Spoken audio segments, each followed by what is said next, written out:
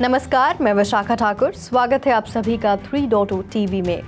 Federal reserve officials के remark के बाद पिछले 24 घंटों के दौरान लीडिंग क्रिप्टो करेंसीज ने ऊंची छलांग लगाई है, जो बढ़ती कीमतों के स्तर के खिलाफ अपनी लड़ाई में जीत का दावा करने में आगे था। पिछले हफ्ते जेरोम पोवेल की मीटिंग के बाद की प्रेस कॉन्फ्रेंस ट्रेडिशनल मार्केट्स और बिटकॉइन दोनों को तेजी से भेजने के लिए नोटेबल थी, जब उन्होंने कहा कि डिफ्लेशनरी प्रोसेस शुरू हो गई है। कुछ मिलाकर पोवेल के कमेंट्स को शांति से पढ़ना मुश्किल है, लेकिन मार्केट अधिक हॉकिश झुकाव की उम्मीद कर रहे थे, क्योंकि शुक्रवार की जॉब्स रिपोर्ट के बाद पब्लिक रिमार्क्स करने का ये फेड चेयर का पहला मौका था। बहरहाल इंटरव्यू शुरू होने के बाद से बिटकॉइन लगभग $300 से आगे है, अब $23,300 पर ट्रेड कर रहा है। नैस्डैक में 1.5% और S&P 500 में 1.1% की बढ़त के साथ ट्रेडिशनल मार्केट्स भी प्रतिक्रिया दे रहे हैं। 10 year treasury yield 4 basis point से कम होकर 3.61% हो गई है। पिछले दिन ग्लोबल क्रिप्टो मार्केट कैप में 2.85% की वृद्धि हुई है, जो अब $1.09 ट्रिलियन है। पिछले 24 घंटों में total crypto market volume $59.72 billion है, जो कि 20.59% की वृद्धि है। DeFi डिसेंट्रलाइज्ड फाइनेंस सेक्टर वर्तमान में $7.01 बिलियन के साथ टोटल क्रिप्टो मार्केट के 24 घंटे की वॉल्यूम का 11.73% बनाता है। दूसरी ओर stable coins total crypto market के 24 घंटे की वॉल्यूम का 90.17% है, जो $53.85 बिलियन के साथ है। वहीं बिटकॉइन का डोमिनेंस 0.32% घटकर अब 41.24% हो गया है। हट 8 माइनिंग और यूएस बिटकॉइन कॉर्प मर्ज के लिए सहमत हो गए हैं, जिससे वह लगभग 825 मेगावाट्स एनर्जी कैपेसिटी तक पहुंच वाली कंपनी बन गई है।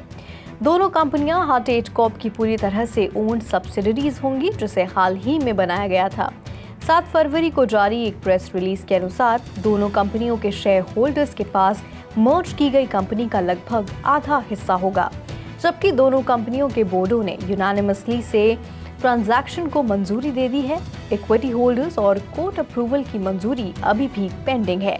हट 8 USBTC को $6.5 मिलियन तक की सिक्योर्ड ब्रिज फाइनेंसिंग प्रदान करेगा, जो डेफिनेटिव लोन डॉक्यूमेंटेशन के पूरा होने के अधीन है। 7 फरवरी तक कार्डानो में कार्डानो एक proof of stake smart contracting platform user assets में $100 मिलियन से ज्यादा लॉक्ड हो गया था। कार्डानो DeFi प्रोटोकॉल $103 मिलियन से थोड़ा ज्यादा के टोटल वैल्यू लॉक का कमांड देता है, जो कि 1 जनवरी को दोगुने से अधिक था। कार्डानो TVL का मूल्य इस वर्ष की शुरुआत में $48.95 मिलियन था। TVL के बढ़ने के कई कारण हो सकते हैं। कार्डानो का DeFi TVL पूरी तरह से बाजार की तुलना में तेजी से बढ़ रहा है। उदाहरण के लिए 1 जनवरी से 7 फरवरी तक सभी ट्रेन्स में टोटल DeFi TVL में लगभग 20% की बढ़त हुई है, जो लगभग $38 बिलियन से बढ़कर $48 बिलियन हो गया। इस समय के दौरान कार्डानो DeFi TVL में 100% से ज्यादा की बढ़त हुई है। देश के ट्रेजरी और सेंट्रल बैंक के अनुसार ब्रिटेन डिजिटल पाउंड की योजना के साथ आगे बढ़ रहा है, जो 2020 के अंत तक उपयोग में लाया जा सकता है। घोषणा के जवाब में बैंक ऑफ इंग्लैंड ने आज एक सेंट्रल बैंक डिजिटल करेंसी के डिजाइन पर एक नया कंसल्टेशन शुरू किया है। डिजिटल पाउंड लॉन्च करने से पहले बैंक ऑफ इंग्लैंड के गवर्नर एंड्रयू बेले ने कहा कि प्रिवेसी जैसे मुद्दों को संबोधित करने की जरूरत होगी। एक सर्वे के अनुसार ब्रिटिश सिटीजन सेंट्रल बैंक की डिजिटल करेंसीज को लेकर स्केप्टिकल हैं। ब्रैडफील्ड और विल्टन स्ट्रैटेजीज द्वारा पॉलिटिको के लिए इस महीने किए गए 2500 UK एडल्ट्स के एक सर्वे के अनुसार British public central bank digital currencies में विश्वास नहीं करती है, जबकि प्रोजेक्ट के डिटेल्स पर अभी भी काम किया जा रहा है। घोषणा में उन प्रिंसिपल्स को आउटलाइन किया गया है जो किसी भी डिजिटल पाउंड की फाउंडेशन के रूप में काम करेंगे।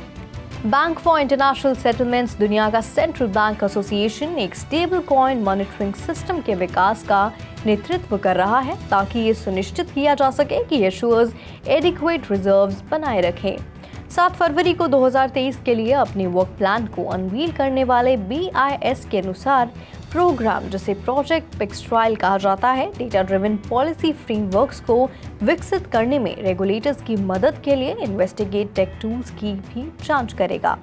जबकि दुनिया भर के CBDCs के डिजिटल वर्जन्स का टेस्ट करने के लिए प्रोजेक्ट्स पर काम कर रहे हैं। स्टेबल कॉइन प्रोजेक्ट पहली है और रेगुलेटर्स के बीच बढ़ती चिंता को प्रदर्शित करती है।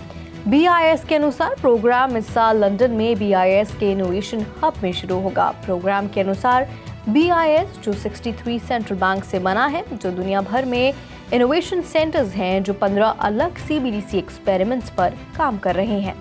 2023 प्रोग्राम इस बात पर जोर देता है कि कैसे central bank digital currencies payment system में सुधार कर सकती है। घोषणा के अनुसार BIS प्रोजेक्ट एटलस के साथ क्रिप्टो और DeFi मॉनिटरिंग सिस्टम पर भी काम कर रहा है। Virtual asset regulatory authority, Dubai based regulator जो क्रिप्टो करेंसी कानूनों को लागू करने के प्रभारी हैं, जिसने एमिरेट में operating virtual asset service providers के लिए नए गाइडलाइंस जारी किए हैं। यूनाइटेड अरब एमिरेट्स बेस्ड एक क्रिप्टो और ब्लॉकचेन लॉयर इरिना हेवर द्वारा भेजी गई जानकारी के अनुसार वारा ने फुल मार्केट प्रोडक्ट रेगुलेशन जारी किया है, जिसमें 4 मैंडेटरी रूल बुक्स और एक्टिविटी स्पेसिफिक रूल बुक्स शामिल हैं, जो VASP के ऑपरेशंस के लिए रूल्स लेआउट करती हैं। रूल सिर्फ दुबई में मार्केट पार्टिसिपेंट्स पर लागू होते हैं। दुबई इंटरनेशनल फाइनेंशियल सेंटर के तहत काम करने वालों के एक्सेप्शन के साथ एक फ्री जोन जो अपने खुद के रेगुलेटर द्वारा गवर्न होता है। रूल बुक्स के अलावा दुबई रेगुलेटर ने जोर दिया कि सभी मार्केट पार्टिसिपेंट्स, चाहे वारा द्वारा लाइसेंस प्राप्त हो या नहीं, सबको मार्केटिंग, एडवर्टाइजिंग और प्रमोशन रेगुलेशंस का पालन करना चाहिए। वायलेटर्स पर $5,500 और $55,000 के बीच जुर्माना लगाया जाएगा। बार बार ऑफेंड करने वालों पर $135,000 तक का जुर्माना लगाया जाएगा। WeTransfer ने स्विस ब्लॉकचेन कंपनी मिनिमा के साथ पार्टनरशिप करके NFT स्पेस में अपना पहला प्रवेश किया है। मिनिमा की स्थापना 2018 में ज़ाग, स्विट्जरलैंड में हुई थी, जो अपने क्रिप्टो स्टार्टअप इकोसिस्टम के लिए जाना जाता है। WeTransfer 2021 में $77 मिलियन के रेवेन्यू के साथ दुनिया की सबसे बड़ी फाइल ट्रांसफर कंपनियों में से एक है। कोलैबोरेशन 2 कंपनियों को मिनिमा के नेटवर्क पर NFTs डिप्लॉय करेगा, जो मार्च में 180 देशों में लाइव होगा, जिससे क्रिएटर्स को उनकी डिजिटल प्रॉपर्टी के लिए मैनेजमेंट राइट्स मिलेगा। मिनिमा एक proof of work based consensus mechanism को नियोजित करता है, जो कि उसके व्हाइट पेपर के अनुसार विशेष रूप से बिजली के इस्तेमाल को डिसेंट्रलाइज करने के लिए डिजाइन किया गया है, और ये इक्वेशन से बड़े माइनर्स और रिवॉर्ड्स को हटाया है और अपने नेटवर्क के डिवाइसेस में कैलकुलेशन स्प्रेड करता है। FTX के पूर्व प्रमुख सैम बैकमैन-फ्रीड ने एक जज के फैसले की अपील की है, जो वर्तमान में 2 अनआइडेंटिफाइड लोगों की आइडेंटिटीज की अनुमति देता है, जिन्होंने मंगलवार को फाइलिंग के अनुसार $250 मिलियन के बेल बॉन्ड पर को साइन किया था। कि पहले से ही पता था कि बैकमैन-फ्रीड के पेरेंट्स ने भी बॉन्ड पर को साइन किया था, लेकिन दूसरे नामों को प्राइवेट रखा गया था। US डिस्ट्रिक्ट जज लुइस कैप्लन ने पिछले हफ्ते की शुरुआत में कई न्यूज ऑर्गेनाइजेशन द्वारा 4 अलग अलग पिटीशन के फेवर में इन व्यक्तियों के नाम मांगे थे, जिन्होंने इस महीने की शुरुआत में बॉन्ड पर साइन किया था। अब जबकि एक अपील दायर कर दी गई है, कैप्लन के फैसले पर कम से कम 14 फरवरी तक रोक लगा दी गई है। US प्रोसिक्यूटर्स ने कहा है कि FTX के फाउंडर सैम बैकमैन-फ्रीड के खिलाफ फ्रॉड केसेस कोर्ट के डॉक्यूमेंट्स के मुताबिक सरकार के क्रिमिनल केस के कंक्लूजन तक आगे नहीं बढ़ेंगे। बैकमैन-फ्रीड के खिलाफ क्रिमिनल केस की देखरेख करने वाले मेन प्रोसिक्यूटर डेमियन विलियम्स ने लिखा है कि कमोडिटीज फ्यूचर ट्रेडिंग कमीशन और सिक्योरिटीज एंड एक्सचेंज कमीशन दोनों ने स्टे के लिए सहमति दी थी। कोर्ट फाइलिंग के मुताबिक बैकमैन-फ्रीड, एलामीडा रिसर्च की पूर्व CEO कैरोलीन एलिसन और FTX के को-फाउंडर कैरी वैंग भी स्टे के लिए सहमत हो गए हैं। क्रिमिनल केस के आउटकम का सिविल केसेस पर महत्वपूर्ण प्रभाव पड़ने की संभावना है, उन्होंने मंगलवार की कोर्ट फाइलिंग में कहा। विलियम्स ने यह भी कहा कि वे चिंतित थे कि बैकमैन-फ्रीड की लीगल टीम क्रिमिनल केस में अपने डिफेंस को मजबूत करने के लिए सिविल केस की डिस्कवरी प्रोसेस का इस्तेमाल कर सकती है। SEC ने बैकमैन-फ्रीड पर FTX इन्वेस्टर्स को धोखा देने का आरोप लगाया है। इस बीच CFTC ने बैकमैन-फ्रीड, FTX और एलामीडा रिसर्च पर फ्रॉड और मटेरियल मिसरिप्रेजेंटेशन का आरोप लगाया है। सोमवार की सुबह टर्की और सीरिया में आए भीषण भूकंप के पीड़ितों की सहायता के लिए बाइनांस, टेथो, बिटफिनेक्स, OKX और क्यूकॉइन सहित कई क्रिप्टो करेंसी कंपनियों ने डोनेशंस में $9 मिलियन से ज्यादा की मदद करने का वादा किया है। कैजुअलिटीज की संख्या बढ़ती जा रही है। अब तक 7,000 से ज्यादा मरने वालों की संख्या है और 20,000 से ज्यादा घायल हुए हैं। कलेक्टिव एफर्ट दर्शाता है कि क्रिप्टो कम्युनिटी ह्यूमैनिटेरियन एफर्ट्स को सपोर्ट करने के लिए फिर से कदम उठाने के लिए तैयार है। फंड रेजिंग एफर्ट्स में शामिल होकर एवलांच फाउंडेशन ने एवैक्स टोकन में $1 मिलियन डोनेट किए। सीजी ने ट्वीट किया, हमारे यूजर्स की देखभाल करने का समय। आगे ट्वीट में उन्होंने कहा कि क्रिप्टो एक्सचेंज यूजर्स के लिए इस रीजन में BNB में $100 को यानी $5 मिलियन एयर ड्रॉप करेगा।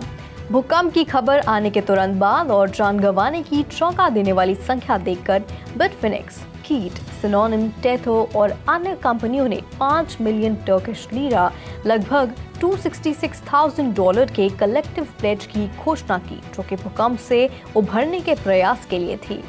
ट्रॉन के फाउंडर डस्टिन सन ने भी युवा ग्लोबल क्रिप्टो करेंसी एक्सचेंज से TRX में $1 मिलियन डोनेट करने का संकल्प लिया है। आज के लिए फिलहाल इतना ही। मैं विशाखा आपसे फिर मिलूंगी ऐसी ही ताज़ा अपडेट्स के साथ। तब तक के लिए देखते रहिए 3.0 TV। हमारे चैनल को लाइक, शेयर और सब्सक्राइब जरूर करें।